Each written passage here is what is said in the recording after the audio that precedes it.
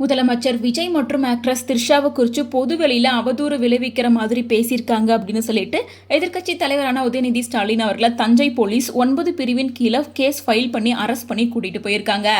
எஃப்ஐஆரும் file பண்ணியிருக்காங்க. அந்த FIR காப்பியும் இப்போ சோஷியல் மீடியாவில் வைரல் ஆகிட்டு இருக்கு. இந்த விஷயம் கேள்விப்பட்டு அவரோட அப்பாவான மு.க. ஸ்டாலின் அவர்கள் அறிவாலயத்தில் போயிட்டு டிஸ்கஷன் பண்ணிட்டு இருக்காரு. வக்கீல்கிட்டையும் பேசிட்டு இருக்காரு, போலீஸ்கிட்டையும் பேசிட்டு இருக்காரு. தன்னோட மகனை வெளியில கொண்டு வரணும் அப்படின்றதுல தீவிர நடவடிக்கை எடுத்துட்டு இருக்காரு. ஆனா இதுல இன்னொரு விஷயம் என்னன்னா, இவரால வெளியவே வர முடியாது. நான் பெயிலபிள்ல தான் இவரை அரெஸ்ட் பண்ணியிருக்காங்க. அதுவும் 9 பிரிவின் கீழே தான் குற்றச்சாட்டு பதிவு பண்ணி அரெஸ்ட் பண்ணியிருக்காங்க. ஸோ இவருக்கு வாய்ப்பே இல்லை வெளியே வரதுக்கு அப்படிங்கிற மாதிரி தான் இருக்கு. அதாவது 9 குற்றப்பிரிவில் ஃபர்ஸ்ட் ஒன்னே பார்த்தோம்னா ஜாமீனில் வெளியே வரவே முடியாது. நீதிமன்றத்தில் முன்ஜாமீன் வாங்கி வச்சிருந்தா அரெஸ்ட் பண்ணுறதுக்கு முன்னாடியே போய் கோர்ட்டில் சப்மிட் பண்ணியிருந்தா மட்டும்தான் அவரால் வெளியே வர முடியும். ஸோ முன்ஜாமீனும் கிடையாது.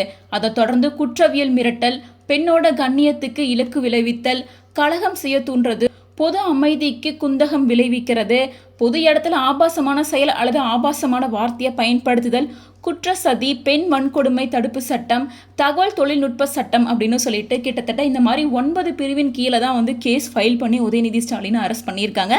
கண்டிப்பாக அவர் வெளியவே வர முடியாது அப்படின்ற மாதிரி தான் இருக்கு. முறைப்படி நீதிமன்றத்தில் இந்த கேஸ் போய் விசாரித்து வழக்கு பதிவு பண்ணி அப்புறமா தான் அவரை வெளியே விடுவாங்க அப்படின்னு சொல்கிறாங்க. அரெஸ்ட் பண்ணுறதுக்கு முன்னாடியே முன்ஜாமீன் இருந்ததுன்னா அவரை அரெஸ்ட் பண்ண தேவையில்லை. ஆனால் இப்போ முன்ஜாமீன் எதுவும் இருந்த மாதிரி தெரியல. அவரை அரெஸ்ட் பண்ணி தஞ்சை போலீஸ் ஸ்டேஷனுக்கே கூட்டிகிட்டு போயிட்டாங்க. ஸோ நான் பெயிலபிள் அப்படின்றனால போலீஸ் ஸ்டேஷன் போனாலும் அவருக்கு இப்போ பெயில் கிடைக்கிறதுக்கு வாய்ப்பே இல்லை. ஸோ இதனால் மு.க. ஸ்டாலின் அவர்கள் அவசர ஆலோசனை கூட்டத்தை கூடியிருக்காரு. ஸோ இந்த டிஸ்கஷனில் உதயநிதி ஸ்டாலினை வெளியே கொண்டு வருவாங்களா அல்லது அவரோட அடுத்த கட்ட நடவடிக்கை என்ன அப்படிங்கிறத வெயிட் பண்ணி தான் பார்க்கணும். சூழ்நிலை இப்படிலாம் போயிட்டு இருக்க பல பேர் திமுகவுக்கும் உதயநிதி ஸ்டாலினுக்கு எதிராக அவங்களோட கருத்துக்களை பதிவிட்டு இருக்காங்க. ஏன்னா மேடை நாகரிகம் அப்படின்னு சொல்லி ஒன்று இருக்கு. மேடையில் என்ன கேள்வி கேட்கணும், என்ன பேசணும் அப்படின்றத பேசலாம். ஒரு பெண்மையை இழிவுபடுத்துறதோ, பெண்களை இழிவுபடுத்துகிற மாதிரி பேசுகிறதோ, முதலமைச்சர் அப்படின்னு கூட பார்க்காம ஆபாச வார்த்தையால் பேசுறது, இது எல்லாமே குற்றம் தான். இது ரொம்ப கேவலமான அரசியல் நோக்கமாக இருக்குது அப்படின்னு சொல்லி பலருமே அவங்களோட ஆதங்கத்தையும் அவங்களோட விளக்கத்தையும் கொடுத்துட்ருக்காங்க.